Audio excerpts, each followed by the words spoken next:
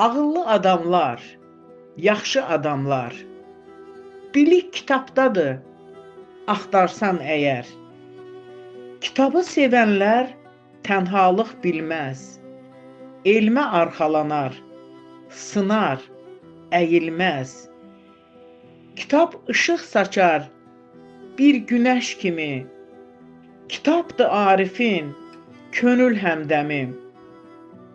Klassik şərq poeziyasının görkəmli nümayəndəsi Əbdürrəhman Cami öz yaradıcılığı ilə yalnız fars, tacik ədəbiyyatını deyil, şərq ədəbiyyatını da zənginləşdirmişdi. Caminin bu sözləri rəhmətli qardaşım Zülfünün həyat və yaradıcılığının əsas meyarı olmuşdu. Qardaşım Zülfü 1937-ci ildə may ayının 10-unda Kəlbəcərin Ağyataq kəndində dünyaya göz açmışdı. Zülfünün uşaqlıq illəri çox çətin bir dövrə təsadüf etdiyi üçün uşaqlıqdan əməklə məşğul olmuşdu. 1941-45-ci illərin müharibəsinə gedən atam bayramın əvəzindən qardaşım Zülfü anama hər işdə kömək etmişdi. Müharibə dövründə Kəlbəcərin Zülfüqarlı kəndində yaşayan, böyük hörmətə, var dövlətə sahib olan dayım Əziz ailəmizi öz yanına aparır. Anama, bacım Telliyə, qardaşım Zülfüyə arxa dayaq olur. Dayım Əziz xəstə olanda dağda heyvanlara ot yığdıra bilmədiyi üçün Bərdə rayonunun Hacallı kəndinə köçürürlər. Lakin dayım Əziz Bərdədə vəfat edir. Kənd qəbirstanlığında dəfn olunur. Müharibədə yaralanıb qayıdan atam ailəmizi dayımın evinə köçürür. 1956-cı ilə qədər Zülfüqarlı kəndində yaşamalı olurlar. Böyük qardaşım Zülfü müəllim 1984-cü ildə dayım Əzizin qəbrini doğma Kəlbəcər torpağına köçürür. Dayımın adına layiq qəbir düzəltdirir. Lakin işğalçı Ermənistan ordusu qəbirstanlığı yer ilə yeksan edir. Zülfü müəllim Əziz dayımıza ehtiram əlaməti olaraq 1981-ci ildə dünyaya göz açan ilk oğul övladına dayımın adını vermişdi. 7 yaş məndən böyük olan qardaşım Zülfü müəllimin dilindən Koroğlu dastanını eşidə-eşidə mən də ədəbiyyata vuruldum. Dərslərini yaxşı oxumaqla yanaşı qardaşımın çox gözəl əl qabiliyyəti var idi. 1949-cu ildən başlayaraq Zülfü qardaşımın kəndin nişanlı qızları və gəlinləri üçün ağ parçaların üzərinə haşiyələr, balıq qızlar, müxtəlif quşlar, al-əlvan çiçəklər çəkərdim.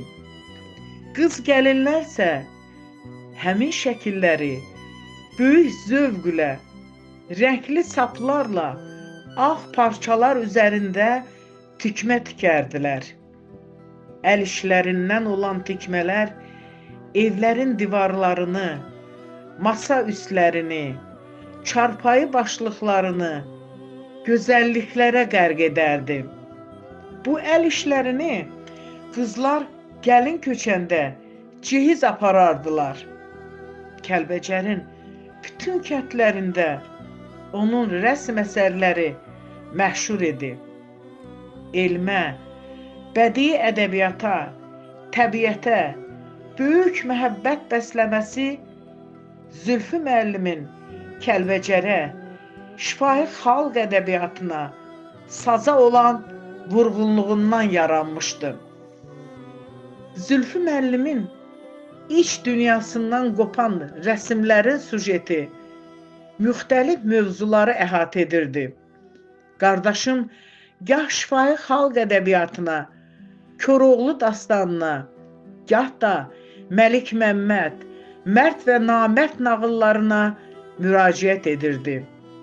16-cı əsrin dahi şairi Məhəmməd Füzulinin Leyli və Məcnun poemasında Leylinin İbn Səlama kəcavədə ərə getməsini, Məcnunun vəhşi heyvanlar arasında yaşamasını çox canlı olaraq yaratmışdı. 1963-1964-cü illərdə çəkdiyi gözəl qız şəkilləri onun ilk məhəbbətindən xəbər verirdi. İlk məhəbbətin əzablarını, məhəbbətinə qovuşa bilmədiyini fırçaların dili ilə bütün dünyaya çatdırmışdı. Qardaşımın valeh edici rəsmlərinin içərisində atlara, xüsusilə Koroğlunun qıratına məhəbbəti əsərlərindən aydın görünürdü. Dəli Dağın, Murovun, təbiətin təsviri onun iç dünyasının vətənə, torpağa, yurda vurğunluğundan xəbər verirdi. Qadın, ana, qeyrətli qız, fikirli ana obrazları, nigarançılıq, xallı qız, pianino çalan müəllim, eləcə də bir çox çəkdiyi rəsm əsərlərində möhtəşəm şəkildə təsvir edilmişdi. Zülfü müəllimin rəssamlıq yaradıcılığında təbiət, onun gözəlliyi, qızıl kitaba düşən florası, faunası əsas yerlərdən birini tuturdu. Azərbaycanın əsrarəngiz təbiətini rəsmlərində təsvir etməklə Zülfü müəllim təbiətin qorunmasını gələcək nəsillərə tövsiyə etmişdi. 1990-cı il yanvarın 19-undan 20-sinə keçən gecədə baş verən qanlı faciədə şəhid olan həmvətənlərimizin xatirəsinə həsr olunmuş Şəhidlər Xiyabanındakı əbədi məşəl abidəsi də Zülfü müəllimin əsərlərinin əsasıdır. Zülfü müəllimin ruhu şad olsun deyirik. Kəlbəcərin çox dəyərli bir ziyalı şəxsiyyətini sizlərə tanıtmaqla böyük qürur hissi keçirirəm. İndi isə Zülfü müəllimin şəxsi arxivindən bəzi rəsmləri sizlərə təqdim edirəm.